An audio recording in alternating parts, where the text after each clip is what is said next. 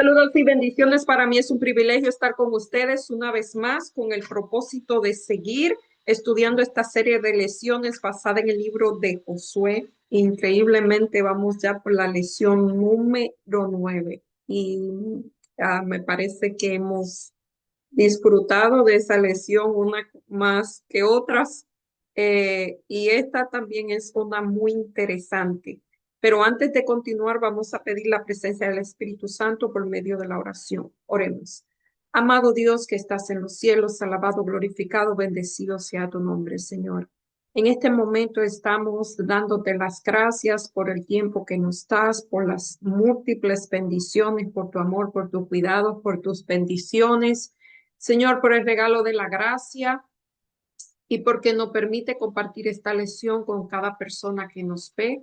Te pedimos en forma muy especial por cada una de ellas, que tu Santo Espíritu, Señor, los acompañe durante esta semana, también al momento de grabar, de mirar esta lección, Señor, que ellos puedan encontrar o comprender las grandes verdades que tú tienes para cada uno de nosotros. También te pido en forma para mí, Señor, que tu Santo Espíritu sea el que dirija esta lección de principio a fin. Señor, te pido en forma muy especial por las personas que están enfermas, tú sabes cuáles son, las personas que están en necesidades de cualquier índole, que tú puedas, Señor, tomar el control de cada una de sus vidas y puedas resolver cada situación. También te pedimos por las situaciones, Señor, atmosféricas que pasan en diferentes partes del mundo, Señor, que tú protejas a tu pueblo donde quiera que esté, Señor, y que tú sanes nuestra tierra como tú has dicho. Perdona nuestros pecados, Señor, y todo esto te lo pedimos no porque haya mérito en nosotros, sino por la sangre derramada en la cruz del Calvario, en el nombre y por los méritos de Jesús. Amén. Esta lección se titula Herederos de la promesa, cautivo de la esperanza. Interesante este título. Y el versículo para memorizarlo encontramos en Zacarías 9:12 y dice, vuelvan a la fortaleza, ustedes preso de esperanza. Hoy les anuncio que les restauraré todo al doble. Eh, Interesante ese versículo, quizás lo había leído, pero como que no me había detenido. Presos de la esperanza, esa frase, cautivos de la esperanza, presos de la esperanza, interesante. Eh, y en la parte que comprende del capítulo 13 al 21 de Josué, aquí vamos a ver referencias geográficas sobre la delimitación de la tierra, las tribus, o sea, cada porción de tierra que fue asignada a cada tribu. Está la lista, esto parece irrelevante, al igual que las genealogías que a veces nos parecen irrelevantes, pero esto se basa para que se comprendiera que lo que Dios había prometido era algo tangible, no era un sueño, era algo, era una promesa realista, tangible que se iba a hacer realidad. Era un regalo que Dios le estaba dando. Eh, Era la promesa que le habían hecho a los patriarcas, o sea, a los padres de Israel, Abraham, Isaac, Jacob, eh, y a todos sus descendientes, aunque ellos realmente vivieron en esa tierra como peregrinos y extranjeros, su descendencia iba a recibir, iba a ser realidad esa promesa que Dios había hecho 400 años, un poquito más de 400 años atrás. Y esta semana es muy interesante lo que vamos a ver porque vamos a ver eh, algunos conceptos teológicos, algunas enseñanzas espirituales que tiene, o sea, se va a extraer enseñanza acerca de estos episodios cuando Dios le da la tierra y la repartición de la misma. Eh, y esta promesa la encontramos en Jesús. Es muy interesante. De verdad me pareció muy interesante. En la parte del domingo, Edén y Canaán, y aquí hay unas similitudes, el escritor encuentra unas similitudes entre el Edén que se le dio a Adán y Eva como un regalo y la tierra de Canaán que se le da a los israelitas igualmente como regalo.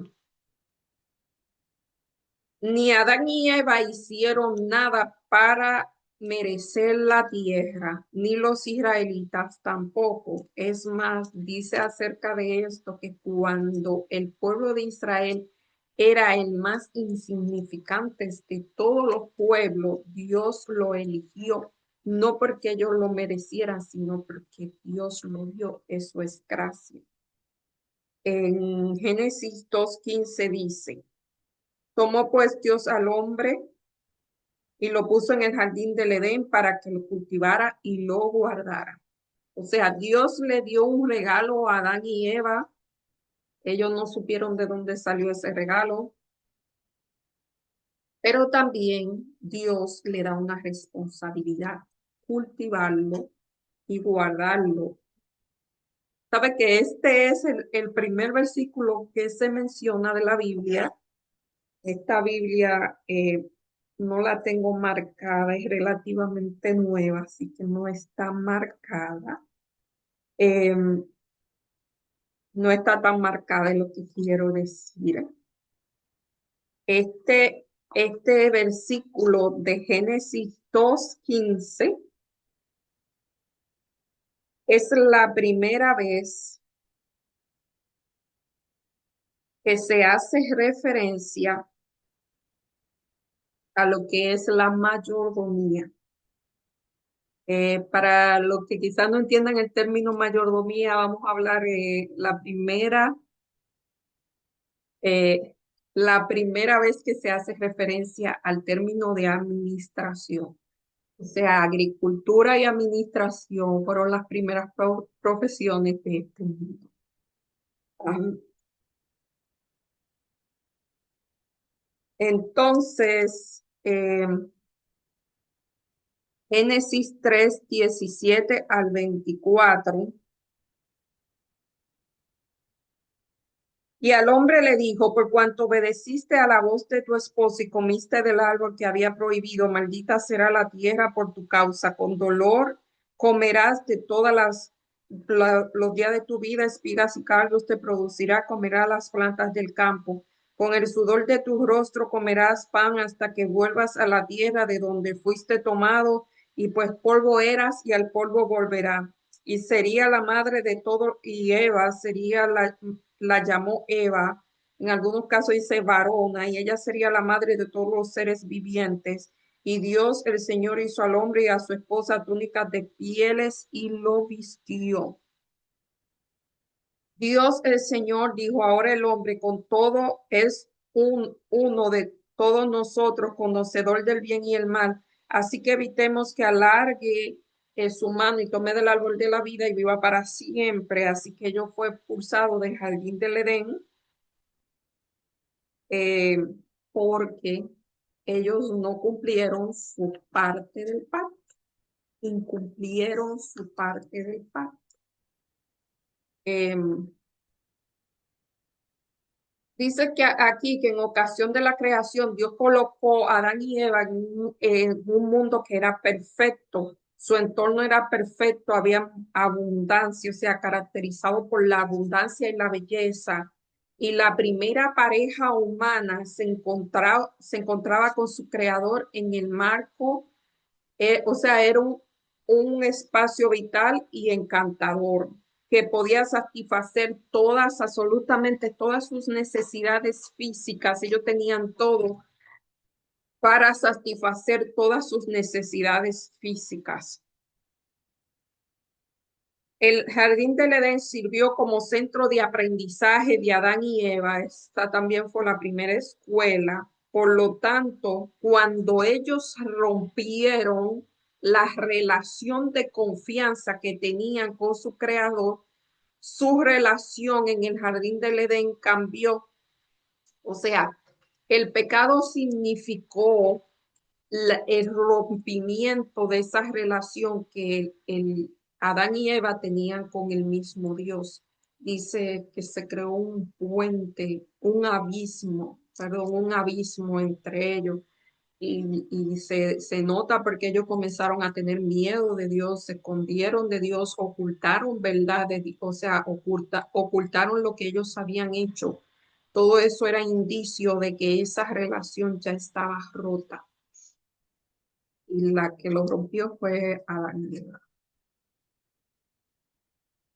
Y aquí está comparándose, ellos tuvieron que abandonar, tuvieron que abandonar ese lugar, no porque Dios lo quiso, sino porque ellos no pudieron mantener la relación. Perdieron el territorio que Dios le había dado. En consecuencia, el jardín del Edén se convirtió en un símbolo de vida abundante, como observaremos más adelante el tema de la tierra prometida. ¿Cómo percibieron los patriarcas la tierra prometida? Génesis 13:14. O sea, ahora se está haciendo un paralelismo entre el jardín del Edén y la tierra prometida. Sabe que cuando se hace un paralelismo, o sea, no todo, ¿cómo le digo? Son solamente algunas características que son, que son iguales. Pueden haber diferencias y aún así se puede establecer un paralelismo. Más adelante me parece que podemos ver esto con más claridad, se puede explicar más claramente. Em, Génesis 13:14 al 15. Y el Señor dijo a Abraham, después que Lot se apartó de él, eh, el Señor le dijo, alza tus ojos y mira de donde, del norte al sur, al oriente y al occidente, porque toda la tierra que ves te daré a ti y a tu descendiente para siempre, y haré de tu descendiente que sean como el polvo del mar. Em, Esa fue la promesa. Fíjense que él estaba en ese momento en Hebrón, en la tierra que dijimos la semana pasada que fue inconquistable. Em, o sea, que le parecía inconquistable. Em, el 26:3, el capítulo 26:3.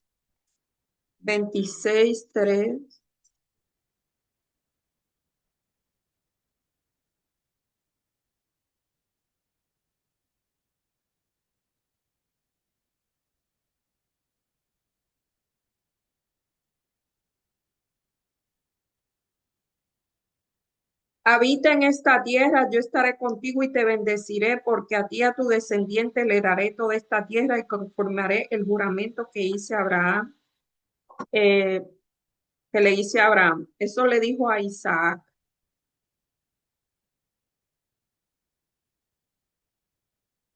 Y 28:13.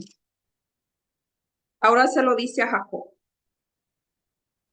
Ya van por la tercera generación. Y vio al Señor en lo alto de ella y le dijo, yo soy el Señor, Dios de Abraham, tu padre, el Dios de Isaac. La tierra que estás acostado te daré a ti y a tu descendiente. O sea que Dios rectifica la promesa, se la da a Abraham, se la rectifica a Isaac y a Jacob. ¿Qué significa para nosotros como adventistas vivir como herederos de la promesa? Cuando Abraham entró en la tierra que Dios le había mostrado, esta se convirtió por fe en la tierra prometida, aunque Abraham nunca, o sea, vivió como peregrino y extranjero en la tierra que Dios le había prometido. Él nunca recibió la promesa, sino que lo recibieron los descendientes. Pasaron 400 años. Y los patriarcas eran realmente los dueños de la tierra, ya que no podían legarla a sus hijos como herencia, o sea, ellos no eran dueños de la tierra realmente. La tierra pertenecía a Dios, así como pertenecía el jardín del Edén. Ahí comenzamos a ver los paralelismos. De la misma manera que Adán y Eva no hicieron nada, esto es un paralelismo para recibir la tierra, el jardín del Edén, tampoco los israelitas tenían que hacer algo para recibir el regalo que Dios le había dado por iniciativa propia. Israel no tenía ningún derecho inherente a poseerla, solo podía poseerla por la gracia de Dios. Los patriarcas fueron herederos de la promesa hasta que ésta se cumplió. Nosotros, como seguidores de Dios, hemos heredado promesas aún mejores. Eso lo dice en Hechos 8:6, que cumplirán si llegamos a ser imitadores de lo que por fe y la paciencia heredaron la promesa. Hebreos 6:12. Y la parte del lunes, la tierra como un don, como un regalo. Éxodo 3:8, porque dice que de Jehová es la tierra y su plenitud, el mundo y lo que en él habitan. O sea, que la tierra realmente es un regalo de Dios para el hombre. Y aquí vamos a ver que si la tierra es de Dios y se la da al hombre, cómo el hombre debe manejar la tierra. Esto es Génesis 3:8, dice, entonces oyeron a Dios, el Señor, que se paseaba por el jardín a la brisa del atardecer, y el hombre y su esposa se escondieron de su presencia entre los árboles, porque tuvieron miedo. Levítico, Levítico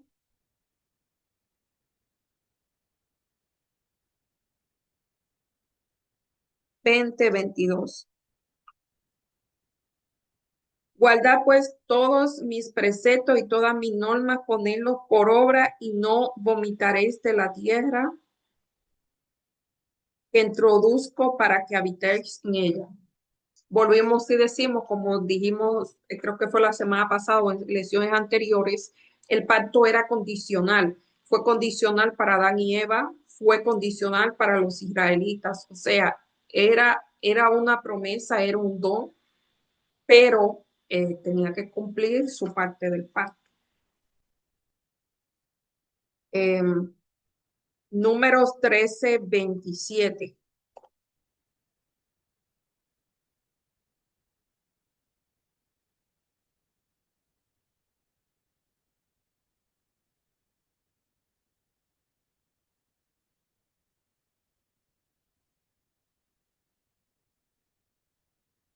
Y dijeron, llegamos al país a donde nos enviaste, que ciertamente mana leche y miel.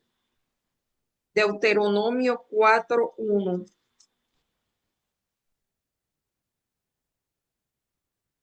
Deuteronomio 4:1.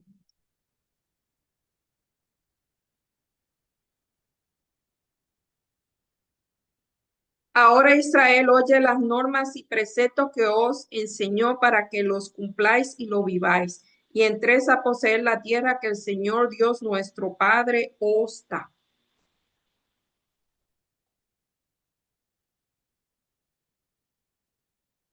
Y Salmo 24:1 es de Jehová es la tierra y su plenitud, el mundo y lo que en él habita. O sea, la tierra sigue de Dios, pero se lo da como regalo a sus hijos. Se la da prestada. En el nivel muy básico, la tierra ofrece identidad física de una nación. Es más, hay países en que los ciudadanos nunca son dueños de la tierra, siempre es el Estado el dueño de la tierra. Aún ellos construyan lo que sea, ellos pueden vender su casa, pero no pueden vender el terreno, porque siempre es del Estado. También determina la ocupación y el estilo de vida. Saben que los israelitas eran ni esclavos, no tenían raíces ni lugar propio.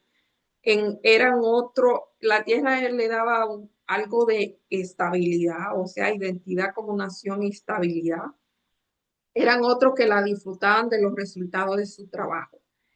Tener tierra era sinónimo de libertad. La identidad del pueblo elegido estaba íntimamente relacionada con su permanencia en la tierra. Había una relación especial entre Dios, Israel y la tierra. Israel recibió de Dios la tierra como un don, no como un derecho inalienable, o sea, no era algo que ellos necesitaban, fue algo que Dios le dio porque eso quiso. El pueblo elegido podía permanecer, aquí está, en, en la tierra mientras se mantuviera una relación de pacto, mientras respetaran los preceptos del acuerdo. En otras palabras, no podían tener la tierra y su bendición sin la bendición de Dios. Aquí vivir en la tierra les recordaba siempre a un Dios fiel que cumple sus promesas y es digno de confianza. Ni la tierra ni Israel habían existido sin iniciativos. El que tomó la idea de todo esto fue Dios que la tuvo. Ni la tierra como fuente de existencia. Mientras los israelitas estuvieran en Egipto, el Nilo y el sistema de irrigación unido al intenso trabajo les proporcionaba las cosechas que necesitaban subsistir. Canaán era diferente, dependía de la lluvia para la abundancia de sus cosechas y solo Dios podía controlar el clima. En consecuencia, les recordaba a Israel la dependencia de Dios. Aunque Israel recibiera la tierra como un regalo, Dios seguía siendo el propietario de la tierra. Y como verdadero dueño de la tierra, esto lo encontramos en Salmo 24:1, él tendría el derecho de asignarla o quitársela al pueblo de Israel. Si el Señor es dueño de la tierra, los israelitas y por extensión los seres humanos son extranjeros y huéspedes en la tierra que le pertenece. O sea que el ser humano, si lo vamos en el sentido profundo de la palabra, lo que usted tiene no es suyo. Primera de Pedro 2:11. Amados, como extranjeros y peregrinos que sois, os ruego que os atengáis de los deseos carnales que combaten en el alma. O sea, nosotros no somos ciudadanos de este mundo, somos extranjeros, según dice la palabra del Señor. Y dice que Abraham vivió como extranjero y peregrino en esta tierra, esperando la promesa de una promesa mejor, una tierra mejor. Y en la parte del martes, el desafío de la tierra, y ahora sí vamos a ver el libro de Josué que hemos estado eh, estudiando un poquito según este punto de vista en Josué 13:1 al 7. Dice, cuando Josué ya era anciano, entrando en años, el Señor le dijo, tú eres anciano ya de avanzada edad y aún queda mucha tierra por poseer. La tierra que queda en esta, todo el territorio de los filisteos y Jesús, y aquí comienzan a ser o sea, a delimitar, a tener los límites, tales para tal persona y tales para tal tribu. Divide ahora esta tierra en herencia a las 9 tribus y a la media tribu de Manasés. Porque, ¿por qué a la 9 y tribu y media? Porque hubieron 2 tribus y media, la media de Manasés y 2 tribus más que se quedaron antes de cruzar el Jordán. Ellos pidieron y así fue. Una de ellas me parece que fue la tribu de Rubén. La otra no recuerdo cuál fue. Dado que durante siglos los israelitas habían sido esclavos, carecían de habilidades militares para poseer la tierra o para conquistar la tierra. Esa tierra que ni siquiera los egipcios, que eran dueños casi de medio mundo, no habían podido conquistar. Eso era como que era inconcebible que este grupo de esclavos eh, pudiera conquistar una ciudad que era inexpugnable, amurallada, o unas ciudades. Así que eso solamente fue por la gracia de Dios, aunque Dios le pide que hagan algunas cosas para demostrar que ellos obedecían y creían. Algunas de las cosas eran como que fuera de toda lógica, eh, como darle las vueltas a Jericó, que era la ciudad más grande, o una de las más grandes, pero lo menos era la primera la que le abría la entrada, darle vuelta y que con esas vueltas y que hicieran ruido y que tocaban trompeta y con esas vueltas los muros se iban a caer. Eso es un acto totalmente de fe, porque si yo me pongo a analizar eso, pues yo digo, yo no voy a dar ninguna vuelta. Em, en Josué 13 al 21, como dirijo esta porción de este libro, esta sesión de ese libro, es referente a la distribución de la tierra. Y ahora vamos a ver, em, los israelitas podían vivir con seguridad en la tierra que Dios le había concedido como herencia. Era así, ellos eran los legítimos inquilinos. Aquí se menciona la palabra inquilino porque Dios se la estaba prestando,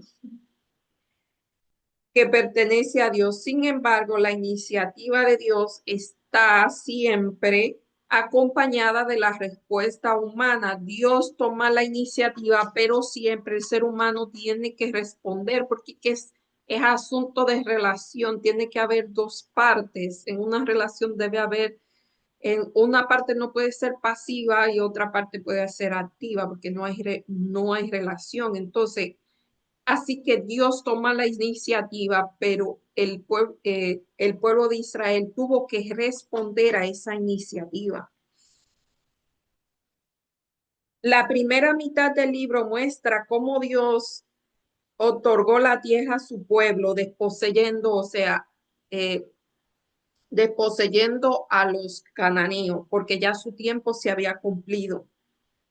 Esa complejidad de conquista ilustra la dinámica de la salvación. Esto es interesante. Al igual que Israel, no podemos hacer nada para obtener la salvación, ya que es un regalo. Y esta es la parte que debemos comprender. No se puede hacer nada para obtener la salvación porque es un regalo de Dios.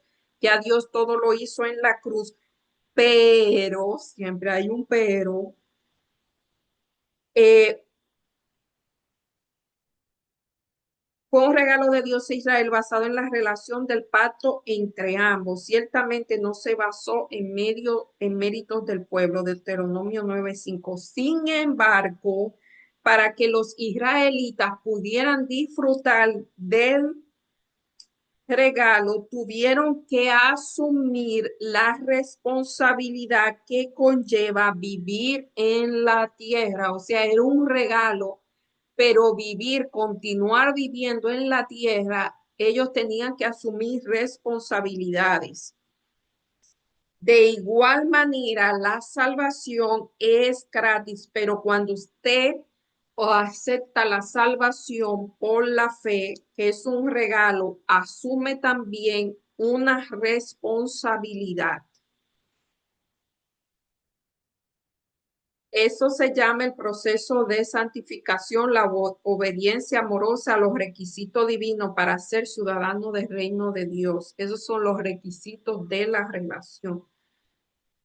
A pesar de que estas dos realidades, a pesar de la diferencia, o sea, hay diferencia entre estas dos realidades, hay diferencia, pero también hay muchos paralelismos.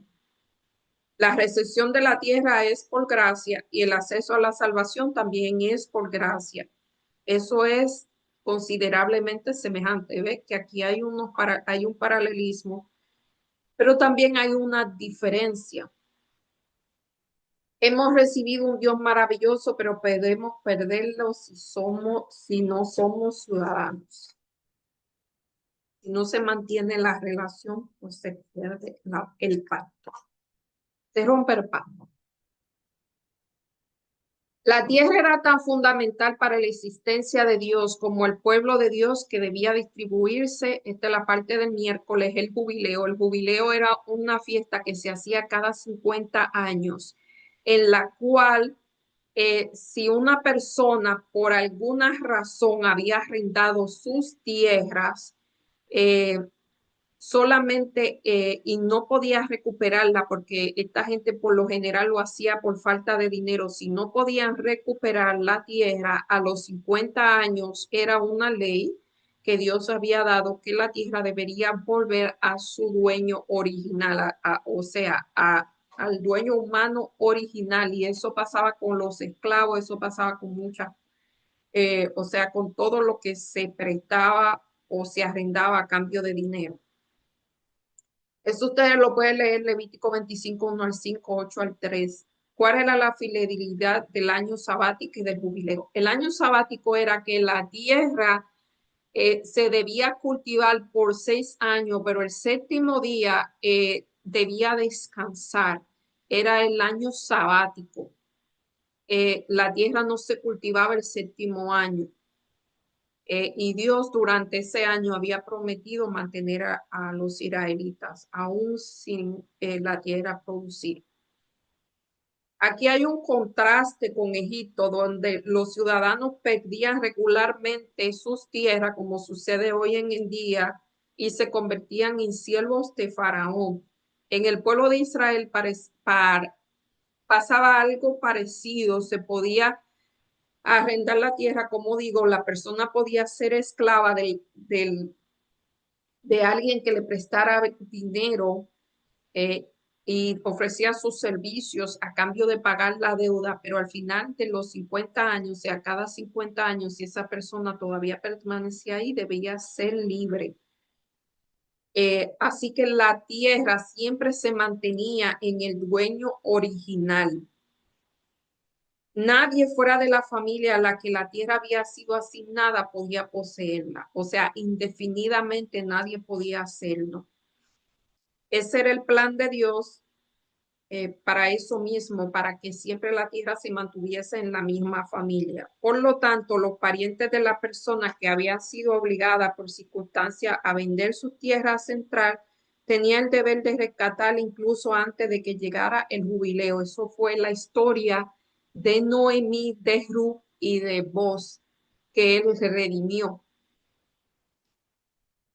O sea, él redimió, fue, no exactamente igual, él redimió porque era el pariente más cercano, no era el pariente, bueno, ustedes saben la historia, pero por lo que él pudo tomar la tierra de Noemí es porque él era pariente y la tierra solamente se podía quedar entre parientes. O sea, si como en el caso de Noemí, los hombres murieron, solamente era ella, pues la tierra pasaba al otro descendiente hombre. Y así la tierra siempre se quedaba en la misma familia y en la misma tribu. La repartición de la tierra se convirtió, así decirlo, en una ventana que permitía contemplar el corazón de Dios. ¡Wow! Como nuestro Padre Celestial, Él quería que sus hijos fueran generosos, por lo menos afortunados y permitieran que su tierra lo alimentara cada séptimo año. Aquí se están juntando dos cosas, el jubileo y el año sabático. Dice aquí, además de valorar y fomentar el trabajo, la propiedad de la tierra, también exigía respeto y amabilidad hacia quienes enfrentaban dificultades económicas. La generación, la legislación acerca de la propiedad de la tierra proporcionaba a cada israelita la oportunidad de liberarse de circunstancias opresivas, heredadas o propias y tener un nuevo comienzo de vida. En esencia, el propósito del Evangelio era borrar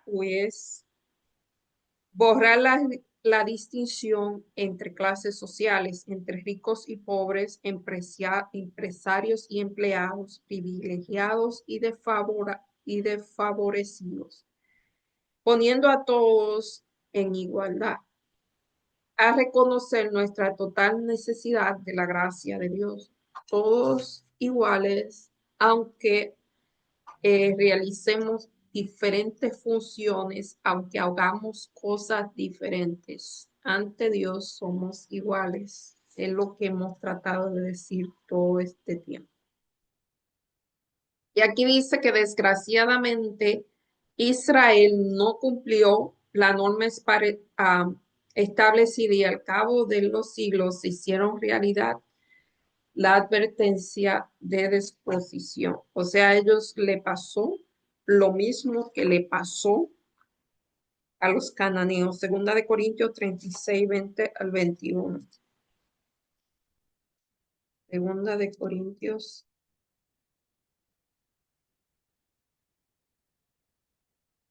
36, 20 al 21. Y dice aquí, lo que escaparon de la espada lo llevaron cautivo a Babilonia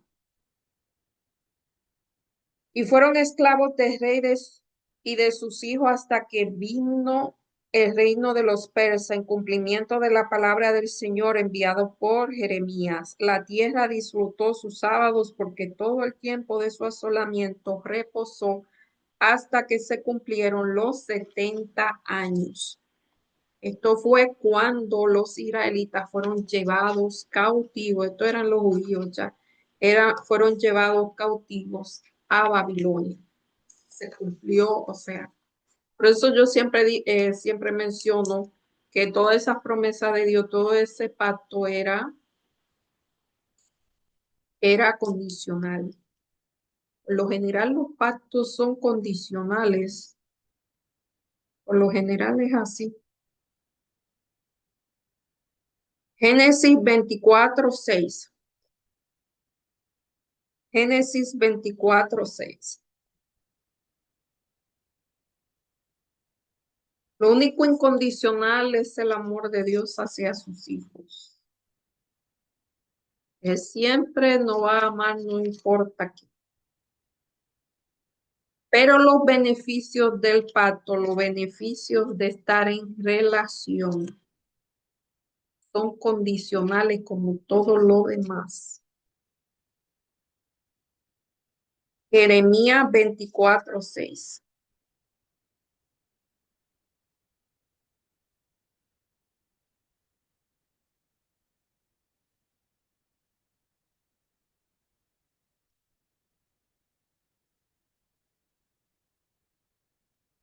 Porque pondré mis ojos sobre ellos para bien, los volveré a la tierra y los edificaré y no los destruiré, los plantaré y no los arrancaré. Ezequiel 11:17. Ezequiel 11:17.